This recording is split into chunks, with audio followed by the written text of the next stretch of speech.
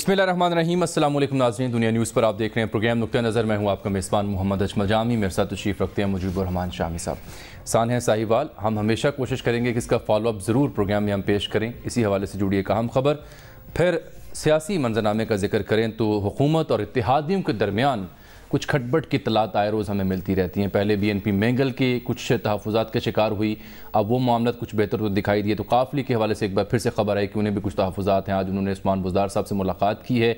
मामला है क्या? काफ़ली के सीनियर रहनुमा कामिल अली आगा साहब से हम तफसील से बात करेंगे। काफ़ली क्यों नाला है, ना सिर्फ सूबे में बल्कि वफाक में भी, और मामला है क्या? और फिर शामी साहब से हम ये जानेंगे कि छोटे इत्तेहादी जो होते हैं हुकूमतों के साथ, उनकी छोटेपन के बावजूद जो अहमियत बहुत बड़ी होती है, उसकी क्या वजह होती है और किन शराइत पर माजी में ऐसे इत्तेहाद कामयाब हुए या नाकाम हुए। ये बड़ा दिलचस्प मौजूद है। ये छोटापन जो है अददी, हाँ अददी है, अददी, हाँ अददी, वैसे नहीं, वैसे तो एक सीट भी बहुत बड़ी होती है। अच्छा, दूसरी बात यह है कि अजीज़ी बिलावल का जिक्र ज़रूर हमने करना है। कल उनकी एक तकरीर थी, उसमें से कुछ ऐसे जुमले थे जिन पर बात होनी चाहिए। फिर उस्मान बुज़दार साहब के प्रोटोकॉल का जिक्र हुआ तो कल बिलावल का प्रोटोकॉल भी रह गया, उसका भी जिक्र करना चाहिए। नाइंसाफ़ी होगी ना कि एक तरफ आप बुज़दार साहब को रगड़ा दें और दूसरी तरफ जो बिलावल साहब, रगड़ा तो किसी को भी नहीं देना चाहिए, बस मुअद्दबाना अर्ज कर देना चाहिए। हम तो वही करते हैं अपने प्रोग्राम में, और आप तो ये खींच के मुझे उस तरफ ले जाते हैं कि भाई इससे ज़्यादा ना आप जाएँ। बहरहाल इसके अलावा भी दीगर मौज़ूआत भी हम ज़ेर बहस लेके आएंगे। उनका जो मेडिकल बोर्ड आज बना था जी, और उसके बारे में भी गुफ्तगू करनी है कि उनकी बीमारी के बारे में, कि नौयत क्या है, डॉक्टर्स क्या कहते हैं, जो मुख्तलिफ पहले बोर्ड बन चुके हैं। जी जी, वो सारा बयान करेंगे हम। सबसे पहले ज़रा ये सियासी मंजरनामे का ही जिक्र हम कर लेते हैं। तो अब ये इत्तला मिली कि काफ लीग हुकूमत से नाला है और अगर मुतालबात या तहफ़्फ़ुज़ात दूर ना हुए तो वजारतें छोड़ने पर भी तैयार हैं। फिर उसके बाद मुन्नस इलाही साहब की और तारिक बशीर चीमा साहब की आज उस्मान बुज़दार साहब से मुलाकात भी हो गई है। उन्होंने कहा जी अच्छा, यकीन दिलाते हैं कि आपके मामलात को सुनेंगे और हल करेंगे। तो इससे पहले कि बहस बाकायदा छड़े, कामिल अली आगा सबसे बात ना कर लें? नहीं, उनसे ही बात कर लेते हैं, लेकिन आप ये तरह गौर कर लीजिए कि जो मुस्लिम लीग काफ है उसकी अहमियत क्या है।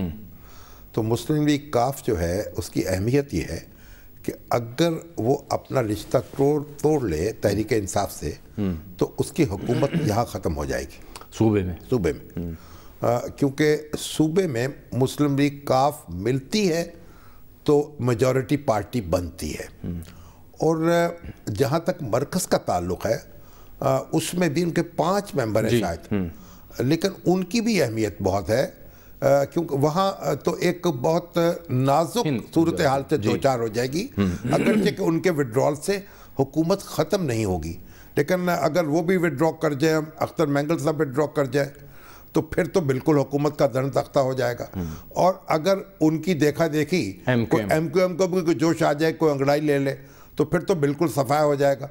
तो इसलिए वहाँ उसकी अहमियत जो है वो भी अपनी जगह है, लेकिन पंजाब में एक फैसला कुन यानी उसकी स्पीकर काफली के हैं, फैसला कुन पोजीशन है उसकी। लेकिन इनके एक वजीर ने, यहाँ पे सूबाई वजीर ने इस्तीफा भी तो दे रहा दिया था, लेकिन मैंने सुना कि फिर वो को बीच बचाव हो गया। ठीक है। चौधरी परवेज़ इलाही साहब से जब ऑल पाकिस्तान न्यूज़पेपर सोसाइटी जो है उसकी एग्जेक्टिव का इजलास था, तो दो रोज़ पहले चौधरी परवेज़ इलाही साहब ने चाय पे अपनी रहायश गाह पर बुलाया था हमें। तो इस मौजू पे बात हुई क्या? इस पर मुफस्सल गुफ्तगू हुई, मुल्की सूरत हाल पर भी, पंजाब की सूरत हाल पर भी।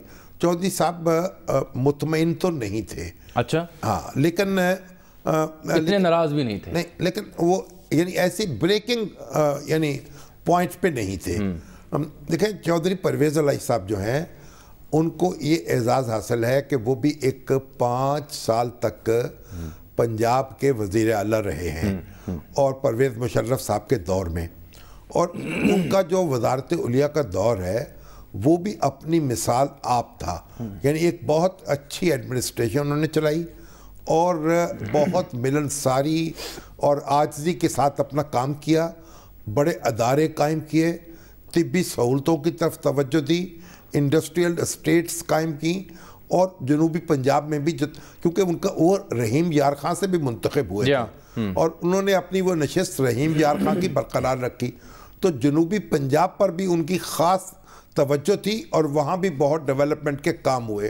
फिर उसके बाद शहबाज शरीफ साहब का दौर आया, तो शहबाज शरीफ साहब का दौर जो है वो अपनी मुस्तैदी के एतबार से और अपनी एक गर्मा गर्मी के एतबार से एक अपनी अहमियत रखता है और उनके दौर में भी बड़े मंसूबे बने। अब बुज़दार साहब का दौर भी अहमियत रखता है। लेकिन चौधरी परवेज़ इलाही साहब जो हैं वो उनके बड़े शदीद नाक़िद रहे हैं शहबाज शरीफ साहब के, और किसी तौर भी इन दोनों मुस्लिम लीगों के दरमियान मुफ़ाहमत नहीं हो सकी।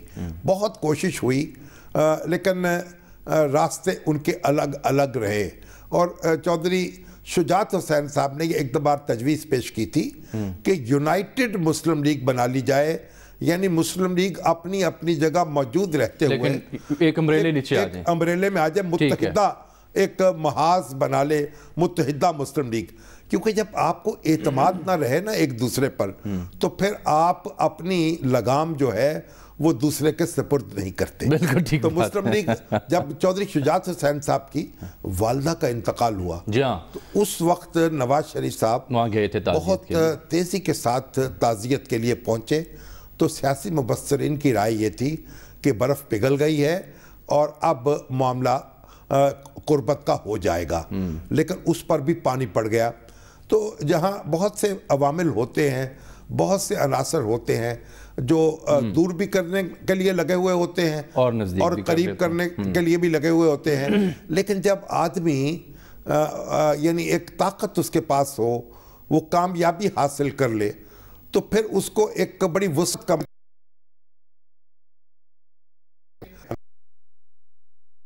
देखिए, मैं बात कुछ लंबी हो जाएगी, मैं आगा साहब करूं।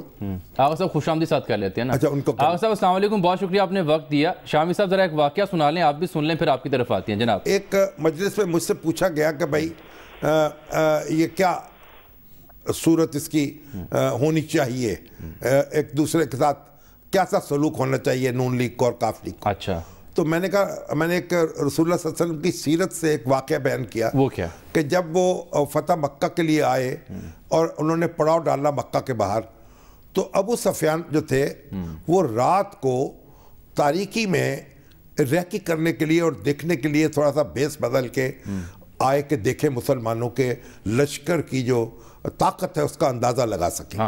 तो हज़रत अब्बास जो थे रसूलुल्लाह सल्लल्लाहु अलैहि वसल्लम के चचा, उन्होंने उनको पहचान लिया। अच्छा। और पहचान के पकड़ लिया और पकड़ के कहा चलो रसूलुल्लाह सल्लल्लाहु अलैहि वसल्लम के पास। उन्होंने कहा पहले तुम मुझे अमान दो, फिर मैं जाऊंगा। तो अमान ऐसी होती थी, अरबों में रवाज था कि जब एक सरदार को, एक कबीले के आदमी को दूसरे कबीले का शख्स अमान दे देता था, तो फिर वो उसकी जान महफूज हो जाती थी। तो हज़रत अब्बास ने बिन अब्दुल मुत्तलिब उनको अमान दे दी और रसूलुल्लाह सल्लल्लाहु अलैहि वसल्लम की खिदमत में उनको पेश कर दिया। ठीक है। अब हज़रत उमर वहाँ मौजूद थे। हज़रत उमर ने जब देखा कि अब्दुल्ला का लफ्ज़ आ जाता है, क्योंकि हज़रत अब्बास के जो बेटे हैं अब्दुल्ला बिन अब्बास, वो भी बहुत बड़े फ़क़ीह थे और बहुत बड़े जय्यद सहाबी थे। तो हज़रत अब उन्होंने कहा, हज़रत उमर ने तैश में आ गए, तैश में आए, इजाज़त तलब की रसूलुल्लाह से कि मैं इनकी गर्दन मार दूँ, इसकी अबू सुफियान की। तो हज़रत अब्बास को गुस्सा आ गया। उन्होंने कहा जब मैंने अमान दी है, तो फिर आप तुम कैसे इसकी तरफ हाथ बढ़ा सकते हो। तो रसूलुल्लाह सल्लल्लाहु अलैहि वसल्लम ने खैर रोका और पूछा हज़रत अब्बास से कि इनसे क्या सलूक करूँ मैं अबू सुफियान से।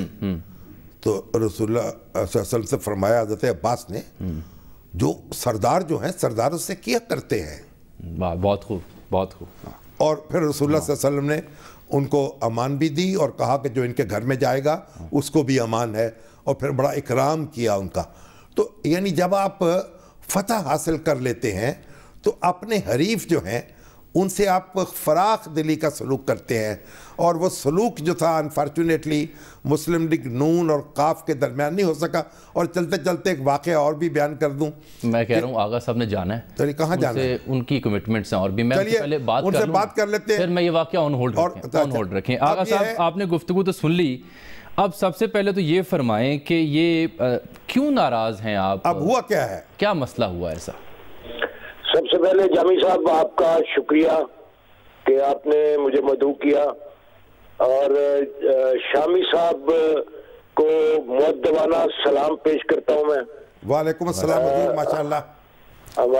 हमारे माशाअल्लाह सेहतमंद बुजुर्ग हैं اور مجھے بڑی خوشی ہوئی کہ ان کو جو چوٹ لگی اسلام آباد میں چوٹ لگی بڑی خطرناک ہوتی ہے، لیکن الحمدللہ اس میں سے بھی بچ نکلے اور ہماری دعاؤں کی وجہ سے بچ نکلے۔ انشاءاللہ آپ بھی بچ نکلیں گے، ایسا ہی ہے، اسلام آباد کی چوٹ جو ہے آپ کو بھی کاری نہیں پڑے گی انشاءاللہ۔ ہوا کیا جناب، بگڑے سے سرکار نظر آتے ہیں، کیا بات ہوئی؟ ہویا کی آغا صاحب؟ جامی صاحب، اصل میں بات یہ ہے کہ آپ کو تو علم ہے کہ جو پولیٹیکل الائنسز ہوتے ہیں وہ مشروط ہوتے ہیں، اور اس کے اندر جو سیاسی اور جمہوری طریقہ کار ہوتا ہے وہ یہ ہوتا ہے سب سے پہلے کہ وہ مشاورت ہو اور مشاورت کا تسلسل ہو، پالیسی سازی کے اندر حصہ ہو، اور تیسرا یہ کہ حکومت سازی کے اندر بھی حصہ ہو اور بقدر جسا ہو۔ تو آخری بات یہ ہوتی ہے کہ تعاون جو ہے جو اس پارٹی کے جو منتخب نمائندے ہوتے ہیں ان کے ساتھ بھی تعاون ہو۔ تو یہ ساری چیزیں ابتدا سے لے کے یہ بالکل نہیں تھیں اور نہ ہوئیں، نظر انداز کیا جاتا رہا۔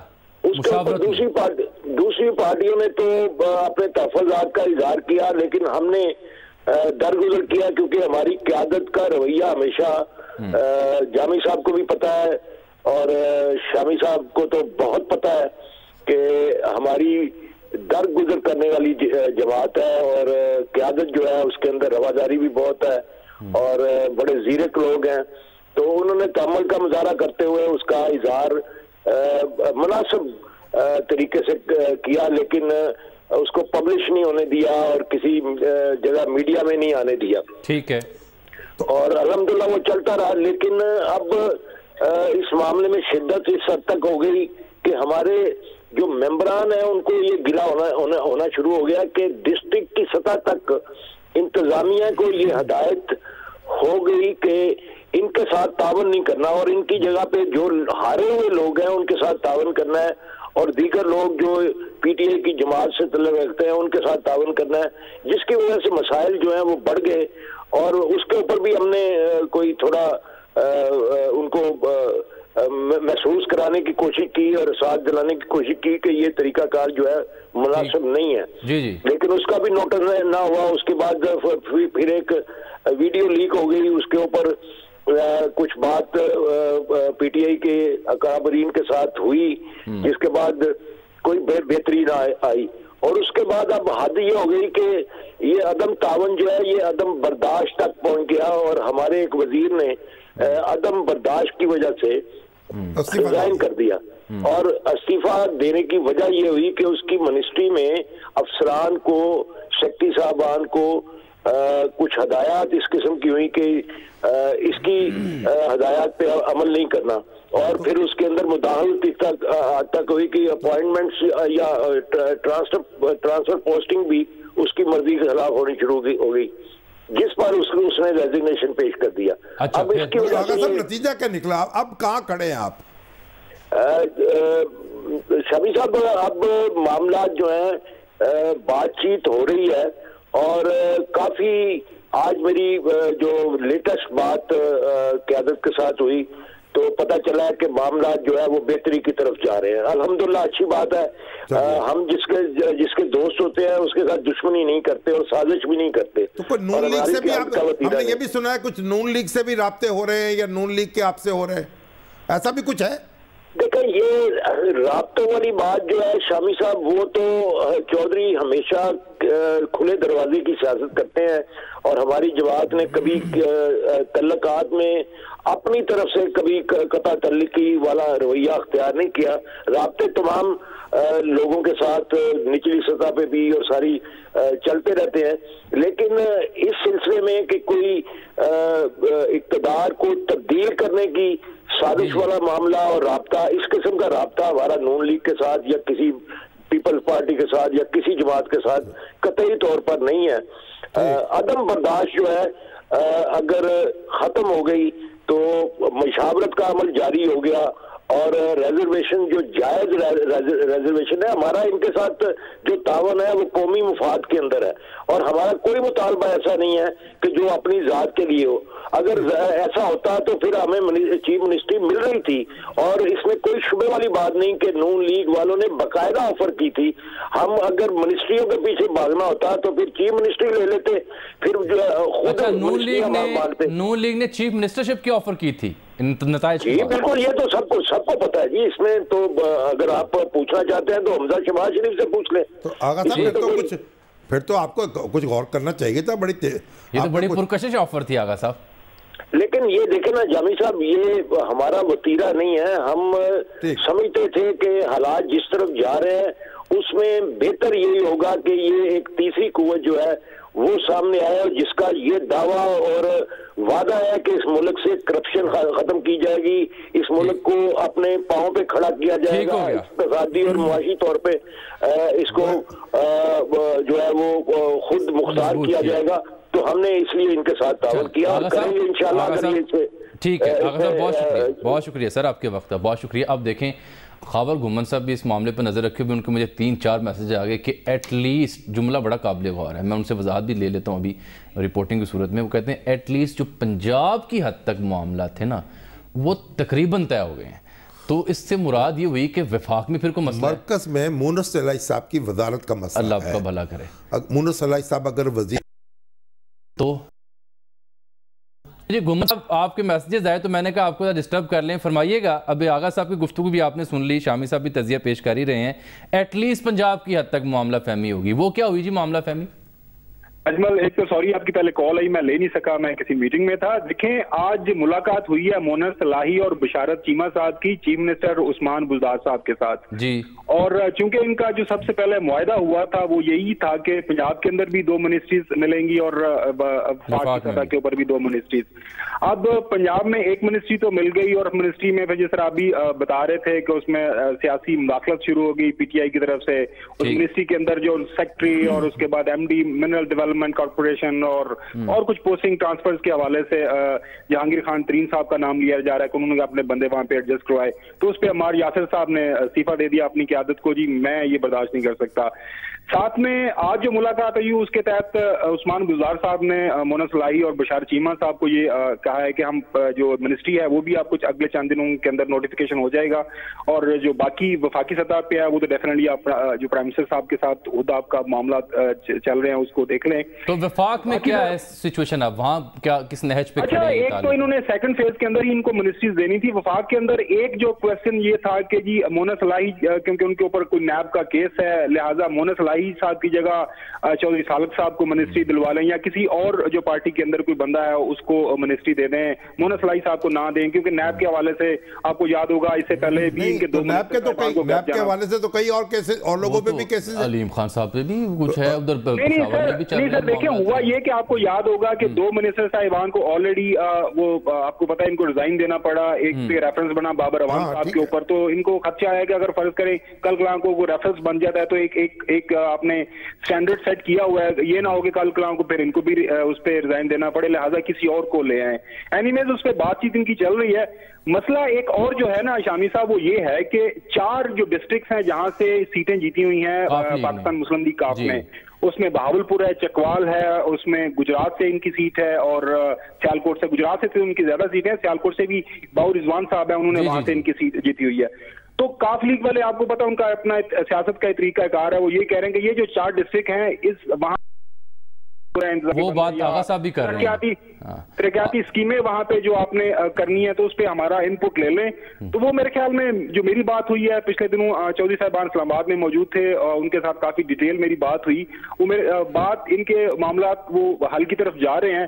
انہوں نے یہ یہاں تک بھی مجھے بتایا تھا کہ اگر خدا نخواستہ ہمیں یہ منسٹریز چھوڑنی پڑی کسی وجہ کے اوپر، لیکن ہم اتحاد سے دور نہیں جائیں گے۔ یہ بات ہے، یہ بالکل میں ایگری کرتا ہوں آپ سے کہ یہ جو میکسیمم پاسبل جو ریزارٹ ہوگا وہ یہی ہوگا کہ اگر ایسے حالات ہو جاتے ہیں تو مجھے بھی جو انڈرسٹینڈنگ آئی دوستوں سے بات کر کے کہ وہ وزارتیں ہی چھوڑ دیں گے اور کہیں گے ہم آپ کے ساتھ ہیں، ہمیں وزارتیں نہیں چاہیے، فی الحال ہم آپ کے ساتھ ہیں۔ ہاں فی الحال ٹھیک، بہت شکریہ گھومن صاحب آپ۔ فی المستقبل جو ہے معاملہ دیکھیں نا، یہ 2-3 بڑی اہم باتیں، بات کیا ہے؟ وہ 2-3 بڑی اہم باتیں ہیں۔ ایک تو یہ فرمائیں کہ سنا تو ہم نے بھی تھا لیکن آج ذمہ داری سے کامل علی آغا صاحب نے کہا کہ ہمیں آفر تھی کہ آپ وزارت اعلیٰ لیں. پرانی کہانی ہے نا, کہتے ہیں آپ حمزہ شہباز سے پوچھ لیں, پوچھیں گے, دیکھیں گے, وہ تو مختلف باتیں ہو سکتی ہیں. ایک بریک نہ لے لوں میں پہلے, پھر اصل اس کو بریک کے بعد کر لیتے ہیں, زیادہ ٹائم ہو گیا. میں وہ واقعہ آپ سے سننا ہے اس معاملے سے کہ ایک بریک کے بعد.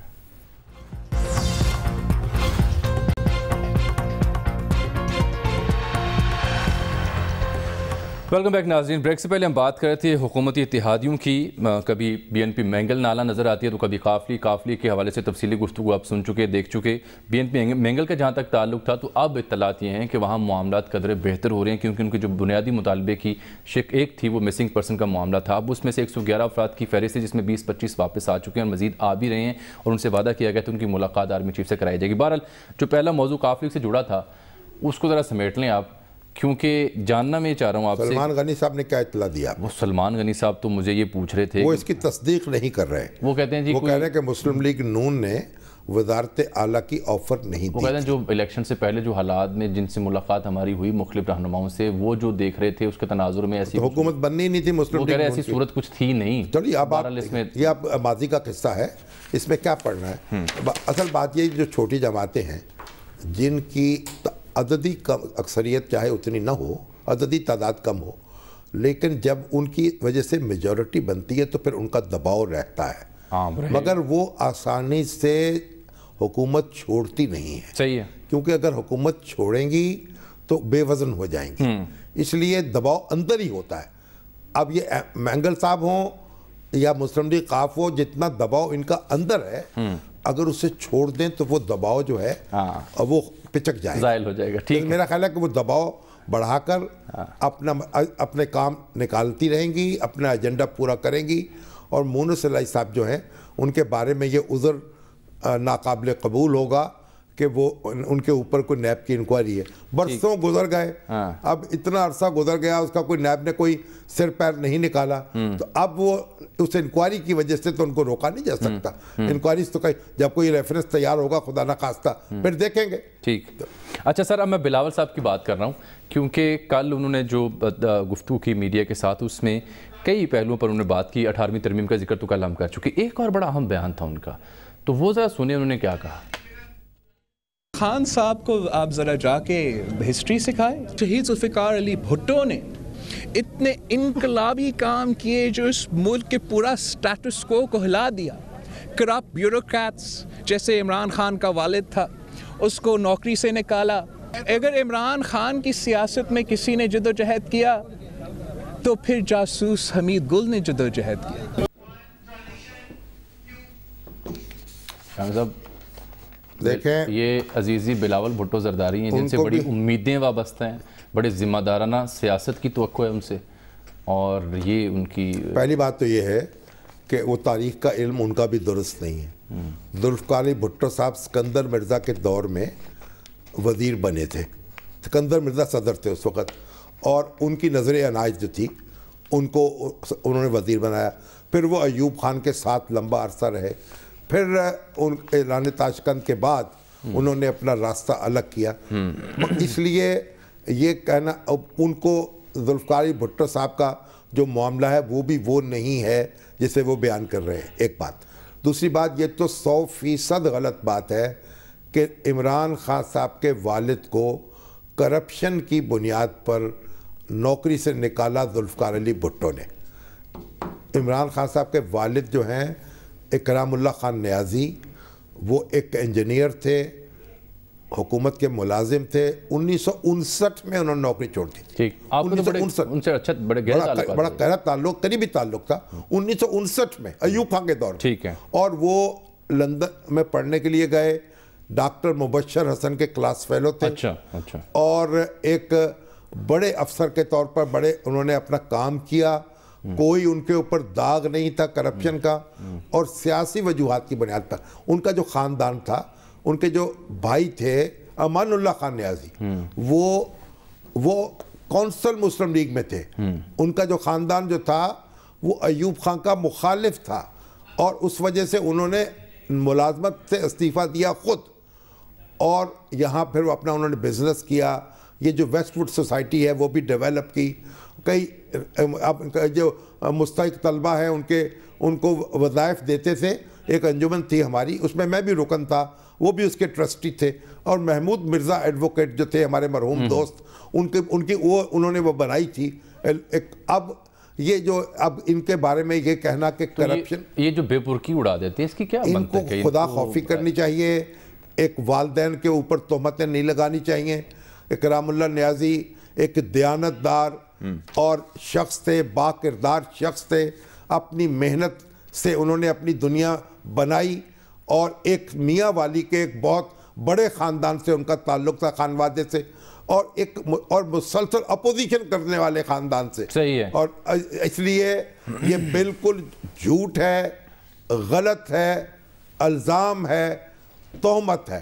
اور اس پر بلاول بھٹو کو اپنی تاریخ درست کرنی چاہیے اور اس پہ معذرت کرنی چاہیے. بالکل ٹھیک. بلاول خود ان کے جو آنٹی اور انکل ہیں وہ ان کی تصحیح کر دیں, آس پاس جو ہیں ان کو تو تاریخ ان کی اپنی تاریخ بھی پتہ نہیں کتنی درست ہے, وہاں پہ ہیں. بہرحال اچھا, میں نے ایک ساتھ چھوٹا سا ذکر کرنا تھا. کل عثمان بزدار صاحب کے قافلے کا بڑا ذکر ہوا. وہ جو حمید گل صاحب کا ذکر ہوا, تو ان کے بیٹے کا بھی میسج آیا ہے کہ میں بھی اس پہ کچھ کہنا چاہتا ہوں. تو ہیں عبداللہ گل صاحب اس وقت ٹیلی فون لائن پر؟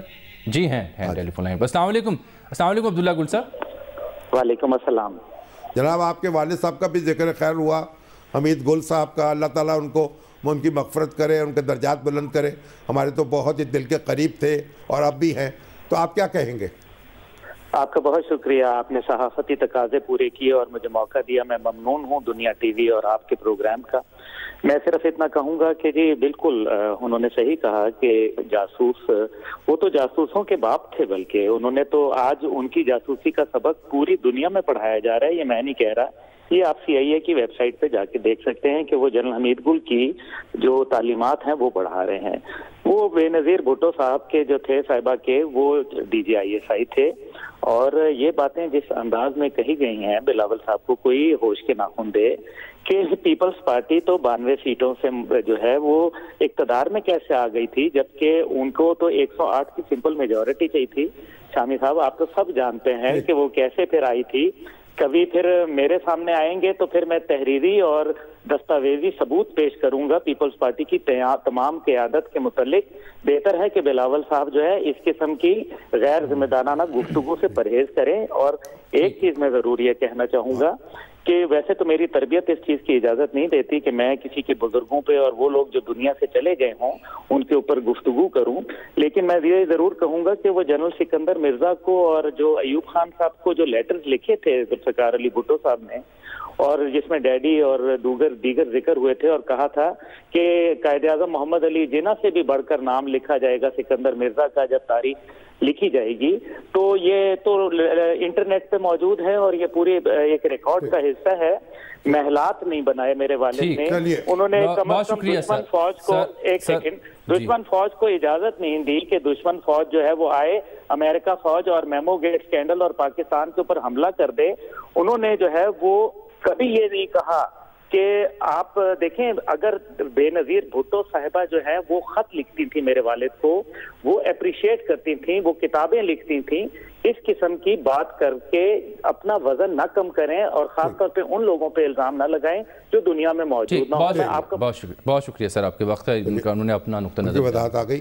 وہ بھی تاریخ کا ایک حصہ ہے. بہرحال میمو گیٹ کی کیا حقیقت ہے وہ بھی ایک اپنی جگہ ہے, مگر تانے کے لیے تو درست, تانے کے لیے پھر استعمال کر رہے ہیں نا. ابھی تک اس کا جناب ڈونڈورا پیٹا جا رہا ہے. ابھی بھی سپریم کورٹ پیچھے ہے ہمارے عزیزم حسین حقانی کے میمو گیٹ کے حوالے سے. پیچھے تھے وہ ریٹائر ہو چکے ہیں, وہ ہو چکے, لیکن ابھی بھی مقدمہ زیر سماعت ہے, سٹینڈنگ نہیں ہے. بہرحال اچھا, میں ایک ذکر رہ گیا.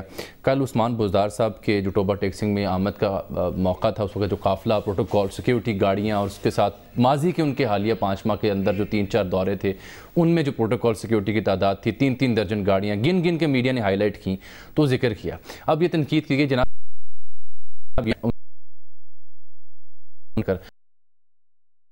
جن کی تفریحات, تو ان کے ہاں بھی قافلے میں یہ دیکھیں آپ کہ کافی زیادہ گاڑیاں شامل ہیں, گنتی بھی ساتھ جا رہی ہے. تو یہ اعتراض کیا گیا کہ جناب یہ تو کوئی منتخب وزیر اعلیٰ نہیں ہے, یہ تو کوئی وزیر نہیں ہے, تو اس کے باوجود سندھ سرکار کی جانب سے یا دیگر اتنی بڑی سیکیورٹی کیوں نہیں دی جا رہی ہے؟ تو میڈیا بائزڈ ہے، یہ صرف بزدار صاحب کو ہدف تنقید بناتا ہے؟ پہلی بات تو یہ ہے کہ دیکھنا چاہیے کہ اس میں سرکاری گاڑیاں کتنی ہیں اور غیر سرکاری کتنی ہیں، کیونکہ ان کے اپنے جو پارٹی کے مداح ہیں وہ بھی تو ان کے ساتھ چلتے ہیں۔ بالکل، ان کی ایک باقاعدہ ایک سیکیورٹی کی ایک فورس ہے، ان کی گاڑیاں یہ میں خود دیکھ چکا ہوں۔ ایک بات سن لیجئے، سیکیورٹی کی ضروریات اپنی ہیں۔ بلاول بھٹو کی زندگی جو ہے وہ بھی بڑی قیمتی ہے، بالکل، اور ان کی جان کے بھی درپا ہیں لوگ، تو سیکیورٹی میں تو کوئی کمپرومائز نہیں ہونا چاہیے۔ اور بزدار صاحب کی جو سیکیورٹی ہے جہاں تک اس کا تعلق ہے وہ بھی اپنی جگہ اس کی اہمیت ہے۔ تو پروٹوکول اور سیکیورٹی میں باریک سا لفظ ہوتا ہے، باریک سا فاصلہ ہوتا ہے۔ جو آپ جیسے نوجوان پرجوش اینکر ہیں وہ پروٹوکول کا نام دے دیتے ہیں سیکیورٹی کو، اور میرے جیسے جو ہم تو وہ سبق پڑھ چکے ہیں، میرے جیسے جو ہے نا سرد و گرم چکھنے والے، وہ اپنا پروٹوکول کو بھی سیکیورٹی کہہ دیتے ہیں۔ آپ تو پچھلے دور حکومت میں بھی جب یہی پی ٹی آئی کے دوست ہمارے شہباز شریف صاحب یا نواز شریف و دیگر وزراء کے سیکیورٹی یا پروٹوکول کے اوپر اعتراض کرتے تھے، آپ تب بھی یہی فرمایا کرتے تھے، لیکن جو سبق ہمیں تحریک انصاف کے دانشوروں نے پڑھایا، سیاست دانوں نے، کہ جناب یہ دیکھیں ایسا نہیں ہوگا ہمارا وزیر اعظم، وہ سبق ان کو آپ پڑھاتے رہیں۔ کیا میں تمہیں دکھا رہا ہوں؟ آئینہ ان کو دکھایا تو برا مان گئے، ماننا نہ جائے۔ اچھا، نواز شریف صاحب کی میڈیکل رپورٹس کا ذکر سر کرنا ہے۔ اب یہ معاملہ ہے کہ پہلی بات یہ ہے کہ نواز بھی تھا نا آج ان کا جو ایک لارجر بورڈ بنا تھا، 6 رکنی پینل ہے، 6 میں سے 2 بریگیڈیئر تھے کارڈیالوجسٹ، AFIC کے وہاں جو آرم فورسز کارڈیک ڈیزیزز جو ہیں، جو ان کا انسٹیٹیوٹ ہے، وہ تشریف نہیں لائے۔ بریگیڈیئر صدیقی اور بریگیڈیئر عظمت حسان، 4 جو ہیں وہ ڈاکٹر موجود تھے اس میں، یعنی ڈاکٹر حامد شریف، ڈاکٹر طلحہ، ڈاکٹر شاہد حمید اور ڈاکٹر سجاد۔ اچھا، 2 جو ہیں وہ پنڈی کی انسٹیٹیوٹ آف کارڈیالوجی سے تھے، اسسٹنٹ پروفیسر، اور 2 جو سینئر ڈاکٹر ہیں لاہور کارڈیالوجی کے تھے۔ اب انہوں نے 1 گھنٹہ جو ہے 11 بجے کے لگ بھگ وہاں گئے، اور ڈاکٹر عدنان جو ہیں، جو ذاتی معالج ہیں نواز شریف صاحب کے عرصہ دراز سے، ان کو انہوں نے کہا کہ مجھے بھی اس میں بلایا جائے۔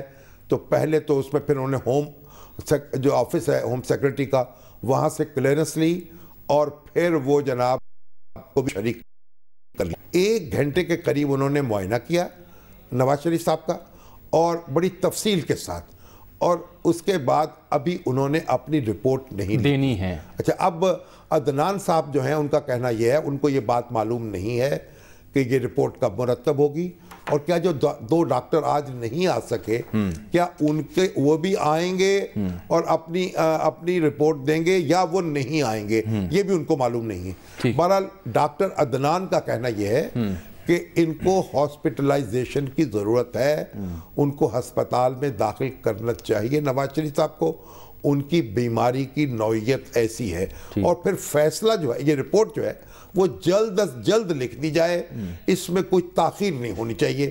یہ میری ان سے گفتگو ہوئی ہے، 2 باتیں جو ہیں انہوں نے بڑی زور دے کر کہی ہیں۔ ٹھیک ناظرین، یہاں پروگرام میں وقت ہوا چاہتا ہے ایک مختصی بریک کا، آپ ہمارے ساتھ رہیے، ملتے ہیں اس بریک کے بعد مزید موضوعات کے ساتھ۔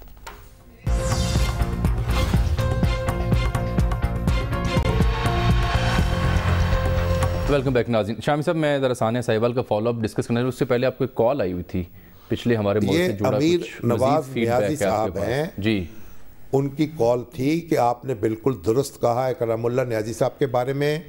کالا باغ جو تھے، نواب آف کالا باغ، ان سے وہ ان کی بڑی مخاصمت تھی اس خاندان سے۔ یہ اپوزیشن میں تھے، کونسل لیگ میں تھے، وہ ایوب خان کے گورنر تھے۔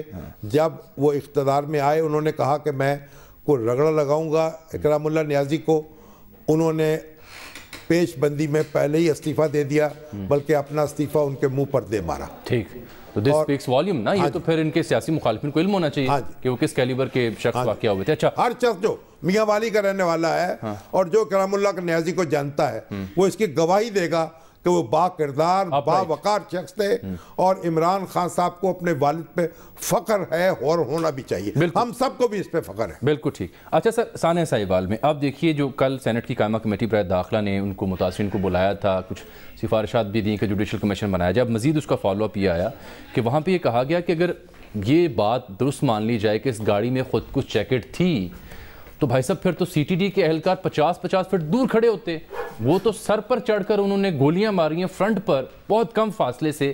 تو اگر یہ معلوم ہو پولیس والوں کو, اہلکاروں کو کہ یہاں پر خودکش جیکٹ ہے, تو آپ ہی بتائیں کہ کیا وہ اتنی قریب جا کے گولیاں ماریں گے؟ یہ بات بہرحال قابل غور ہے. بالکل, اس کا تو اصل میں یہ تو ایسا بڑا حادثہ ہے اور اس طرح کا سانحہ ہے, اس کی کچھ تک سمجھ میں نہیں آتی کہ کیسے ہوا ہے. یہ مت ماری گئی تھی ان کی, یہ پاگل ہو گئے تھے, اندھے ہو گئے تھے, کیا ہوئے تھے؟ بالکل. اچھا, 2 اور معاملات اس کے بعد میں آگے بڑھوں گا. ایک دیکھیں کہ یہ جو آج آصف سعید کھوسہ صاحب جناب چیف جسٹس پاکستان نے پھر بڑے اہم ریمارکس دیے ہیں. وہ ایک گجرانوالہ کا ایک کیس تھا, سوتیلے والد کے ہاتھوں بیٹے کے قتل سے متعلق کیس جو سپریم کورٹ پہنچا ہوا تھا. اس میں ان کے ریمارکس یہ ہیں کہ ماتحت عدالتیں معاملہ صحیح طریقے سے دیکھیں تو یہ سپریم کورٹ تک نہ آئیں, اور ماتحت عدالتوں پر افسوس ہوتا ہے. نہیں, افسوس سے کام نہیں چلے گا. اب ان کو نوٹس لینا چاہیے, ان پر کارروائی کرنی چاہیے, ان ججوں کی سرزنش ہونی چاہیے, اور اگر وہ باز نہ آئیں اور اسی طریقے سے کام جاری رکھیں تو ان سے پاک کر دینا چاہیے جوڈیشری کو. اور دوسرا یہ کہ لاپتہ افراد کے جو معاملات تھے, اس میں کل وزیر اعظم کی زیر صدارت اہم اجلاس ہوا تو اس میں فیصلہ کیا گیا کہ یہ مقدمہ سول عدالتوں میں چلائے جائیں گے. لاپتہ جو شہریوں کو اغوا کرنے ملوث افراد ہیں وہ PPC کے تحت ان کے اوپر مقدمہ ہوگا, ٹرائل ہوگا ان کا. اور یہ تو پریویس گورنمنٹس کے لیے بڑی ہیڈک رہی ہے, کوئی ڈیسیژن نہیں وہ کر پائیں اس ایشو کو ڈیل کرنے میں, لیکن اب یہ ڈیل ہو رہا ہے. اب اچھی سول عدالتوں میں چلائیے اور جلد, اصل تو بات یہ فیصلے ہوں, مقدمے سنے جائیں. اگر سنے نہیں جائیں گے اور جج خوفزدہ رہیں گے تو پھر کیا کریں گے؟ اچھا سر, تو بات کر رہے تھے جی, آپ پہلے بات. آپ کتنے منٹ باقی؟ ہمارے پاس ہے تھوڑا ٹائم ہے ابھی. چلیے ٹھیک. تو سعید بھٹی صاحب ہمارے پاس تشریف رکھتے ہیں. آلو جو ہیں, آلو کے ایک بہت بڑے کاشتکار ہیں, اور یہ آلووں کے اوپر جو اس وقت افتاد پڑی ہوئی ہے اور جگہ جگہ ایک انتہائی قیمت ان کی کم ہو گئی ہے. کاشتکار جگہ جگہ احتجاج کر رہے ہیں, سیاپے کر رہے ہیں. پہلے بھی ان کا احتجاج ہو چکا لاہور میں بھی, اور ساتھ گندم کے کاشتکاروں کا بھی سن لینا جو نہری پانی سے وابستہ ہیں, وہ بھی احتجاج کرتے ہیں کہ جناب ہمیں بر وقت پانی نہیں مل پا رہا. اب تو بارش ہو تو اللہ پاک کرم کرے. اب وہ تو ایک الگ ایشو ہے. اصل بات آلووں کا. اب بتائیے آپ بھٹی صاحب, ہاں جی, آپ کی اپنی درد. جناب آلو جو ہے, اس سے ہمارے ملک میں 50 لاکھ ٹن آلو پیدا ہوتا ہے. ٹھیک. اور اس کی کھپت جو ہے ہمارے پاس 30 لاکھ ٹن ہے. ٹھیک. 20 لاکھ ٹن آلو جو ہے وہ ایکسپورٹ ہوتا ہے؟ نہیں, وہ سرپلس ہے. اچھا. تو جو سرپلس جو آلو ہمارے پاس رہ جاتا ہے اس نے قیمت پہ اثر انداز ہوتا ہے اور قیمت کم ہو جاتی ہے. اس کو آپ ایکسپورٹ کریں پھر؟ ایکسپورٹ ہوتا ہے 5-6 لاکھ ٹن, اس سے زیادہ ایکسپورٹ نہیں ہوتا. تو پھر کم کاشت کریں. ہاں یہ ہو, لیکن اس وقت چونکہ فصل زیادہ ہو گئی ہے تو ہماری تجویز یہ ہے گورنمنٹ کو کہ گورنمنٹ جو ہے وہ ابھی خرید لے کو 5 لاکھ ٹن اور اس کو سٹور میں رکھ دے اور رمضان میں سستے پیکج میں دے دے, تاکہ زمینداروں کو بھی فائدہ ہو جائے گا اور لوگوں کو بھی. اس میں کتنے پیسے لگیں گے گورنمنٹ؟ اس میں کو تقریباً 4-5 ارب روپیہ لگ جائے گا. ہاں 4-5 ارب. اب گورنمنٹ تو کہتی ہے ہمارے پاس پیسے نہیں ہیں, لیکن انہوں نے رمضان پیکج تو دینا ہی دینا ہے نا جی. ٹھیک ہے. تو اس میں ضروری ہے کہ وہ کچھ نہ کچھ پیسے میں شامل ہوں. کچھ ایکسپورٹ پہ جو ہمارے افغانستان کے ساتھ جو ان کی ڈیوٹی لگی ہوئی ہے وہ کم کریں, وہ کم کریں تاکہ افغانستان ایکسپورٹ ہو سکے. افغانستان ہو سکے, اس پہ سینٹرل ایشیا میں ایکسپورٹ. گورنمنٹ سے میں عمران خان صاحب سے کہ ان کو اجازت دیں اور ان کو کچھ پیسے دیں تاکہ پنجاب کے جو اس وقت کاشتکار ہیں وہ 5 روپے بک رہا ہے اور 10 روپے پروڈکشن کاسٹ ہے, تو آدھی قیمت پہ بیچارہ بیچ رہا ہے. ٹھیک. تو آپ کی اس پہ توجہ ہونی چاہیے کہ حکومت توجہ کے. بہت شکریہ جی, تشریف لائے. اب ہمارے دوست ہیں ڈاکٹر منظور اعجاز جی. ڈاکٹر منظور اعجاز آج کل امریکہ میں ہوتے ہیں, واشنگٹن میں, واشنگٹن DC میں رہتے ہیں. بہت بڑے دانشور ہیں. بالکل. میرے کالج فیلو ہیں, 2 سال مجھ سے جونیئر تھے. باقاعدگی سے انگریزی میں کالم لکھتے ہیں. انگریزی لکھتے ہیں, لیکن اصل میں کتابیں ہیر وارث شاہ کا کئی جلدوں پہ انہوں نے اس کی شرح لکھی ہے.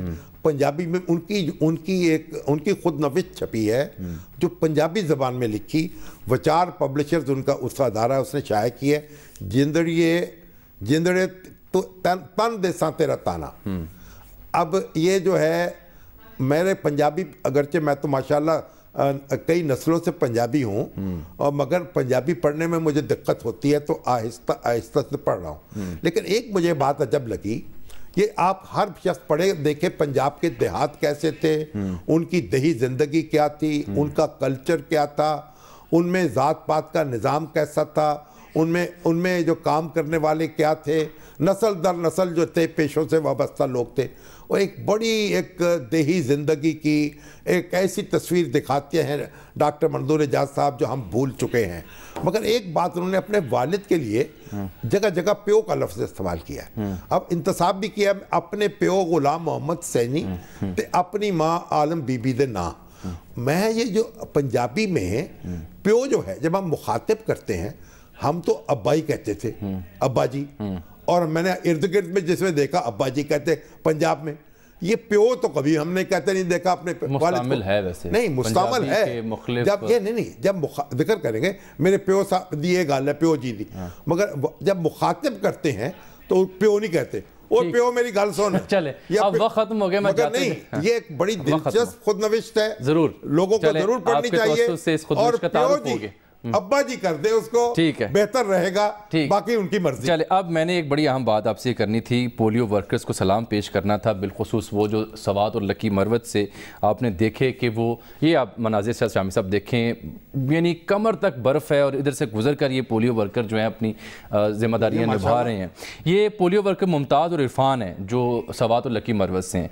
ये बाबर बिन अता जो पोलियो के लिए फोकल पर्सन है प्राइम मिनिस्टर के, उन्होंने इनको यहाँ पर बुलाया और इनको प्राइम मिनिस्टर ऑफिस में दावत दी और खाना खिलाया, इनको एजाज में इनको तारीफ की। ये कोट कहाँ से आपने लिया? आज पूरे प्रोग्राम के दौरान मुझे इसके मैसेजेस आ रहे हैं कि शामी साहब ने आज वेस्ट कोट उतार के तो अजीब सा कोट पहन ली है। ये कोट जो है हमारे दोस्त हैं, यानी जाहिद भट्ट साहब, और वो ट्रेंड टेलर्स, वो बड़े शौक से बनवा के लाए हैं एजाजी तौर पर। चले, उन्होंने कहा ये कोट मैं आपके लिए बना के लाया हूँ, इसको पहन के आपने प्रोग्राम कर लिया। फरमाइशी आज मैंने प्रोग्राम कर दिया, फरमाइशी है ये, उनका शुक्रिया। चल